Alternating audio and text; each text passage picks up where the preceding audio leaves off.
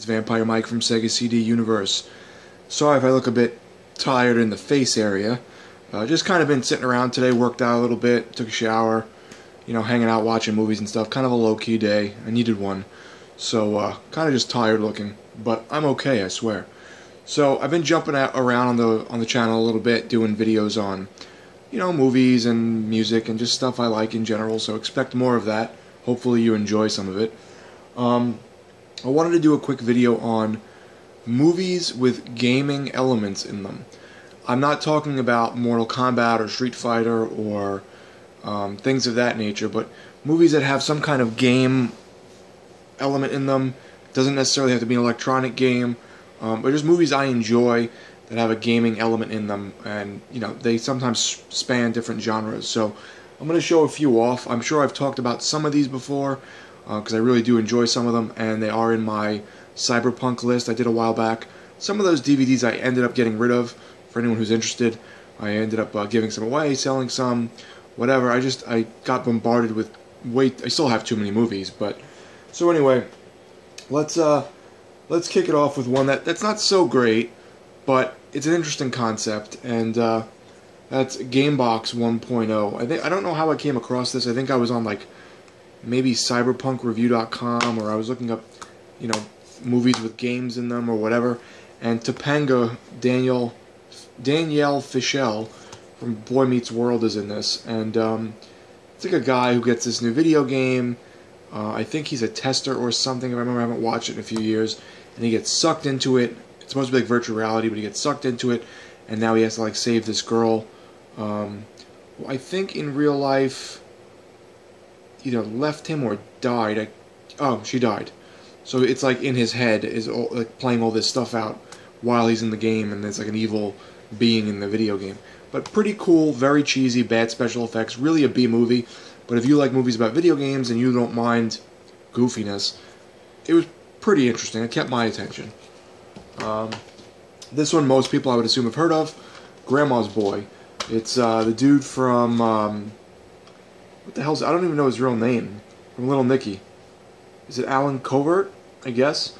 He's a game tester, along with, what's his name, who I really enjoy, Nick Swartzen. And you'll notice a couple of the other characters in the movie. You'll know, the girl from, the Italian girl from Freaks and Geeks, Linda Cardellini. Anyway, it's really funny, it's really raunchy. If you haven't seen it, Grandma's Boy is really fun. It's I'm not a drug user by any means, but it's like they're smoking pot, they're playing video games, there's lots of stupid sexual humor and crude humor. It's just fun. It's just a really, really good comedy. So check out Grandma's Boy if you haven't seen it. Next is one I've definitely showed before, and that's Avalon. Avalon is a Japanese-Polish, I believe, cyberpunk movie where the guy from Ghost in the Shell did it, Mamoru Oshii. He in the movie, it's kind of like one of those things where you don't know what's real and what isn't. And the main character, who is this girl here, is on this high-ranking video game team, and it's in this desolate dystopian Poland, I guess it's supposed to be, and it starts bleeding into itself. You don't know what's real and what isn't. She's trying to track down this secret person in the game, who's a real person who's stuck in the game, I think. Really, really cool.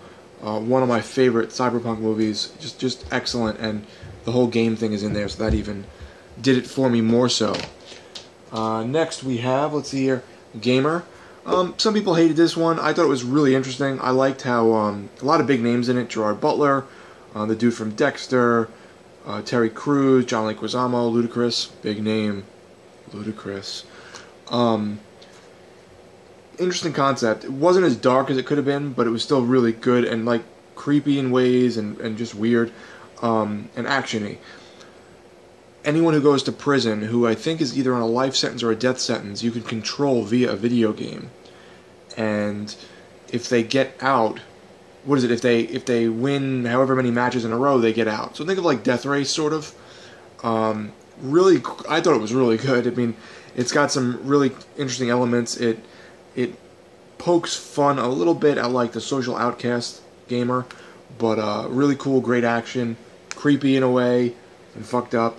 But I like Gamer a lot. I thought it was good. Next, we have one of my childhood favorites, which I'm sure most of you know, and that is The Wizard. Also, Cloak and Dagger's in there, and two-pack. And Cloak and Dagger was a really good game, really good movie with gaming elements as well from my childhood. So when I saw this, I picked it up. This one, I think the kid's playing a video game, and the video game again, so it's like bleeding into the real world, and the character from the game is like helping him with some kind of mission, like he's like a secret agent. The Wizard was pretty much a big Nintendo advertisement, or if you're from across the pond, advertisement.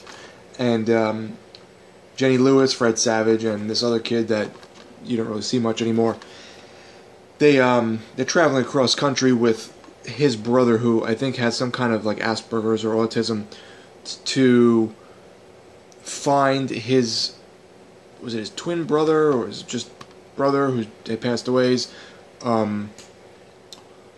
like tombstone or something. But it sounds morbid, I know, but the whole movie's really goofy, tongue-in-cheek.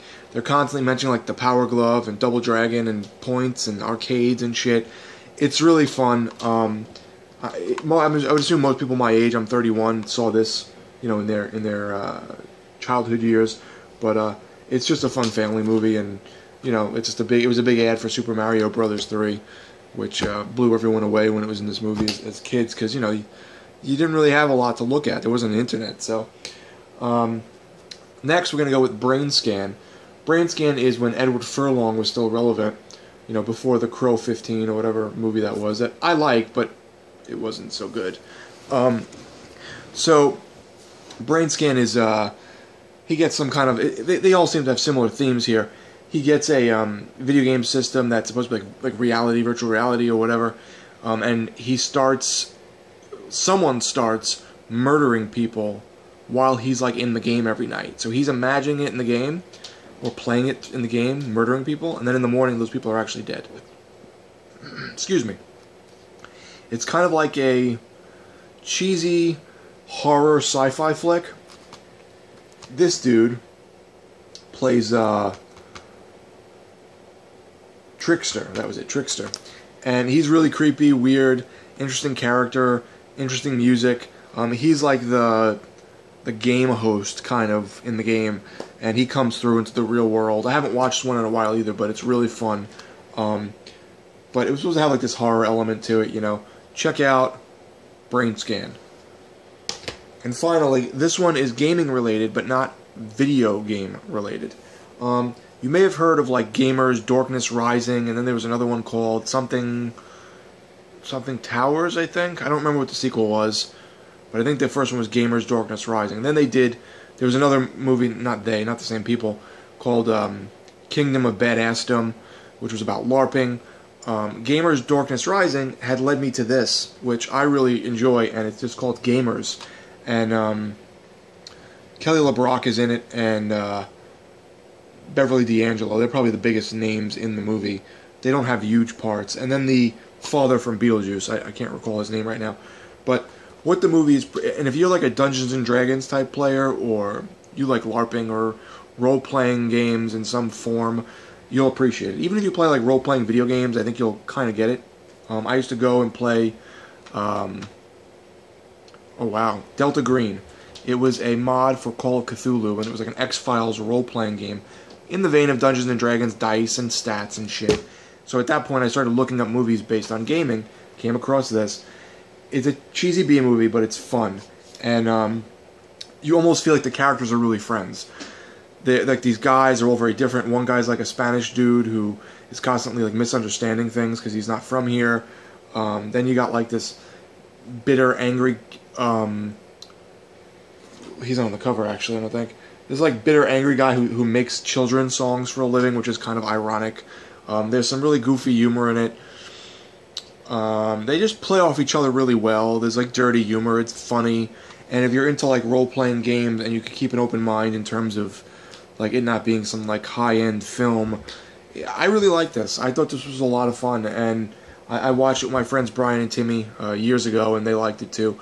So just wanted to show off a couple movies I had that revolved around gaming in some way, not necessarily video games, and maybe, showing you a few you don't know about, or maybe you love, or maybe you hate. So chime in, check these out if they're on Netflix or Hulu or whatever the hell you want to watch them on. So, thanks guys for watching. It's Vampire Mike from Sega CD Universe. Be good.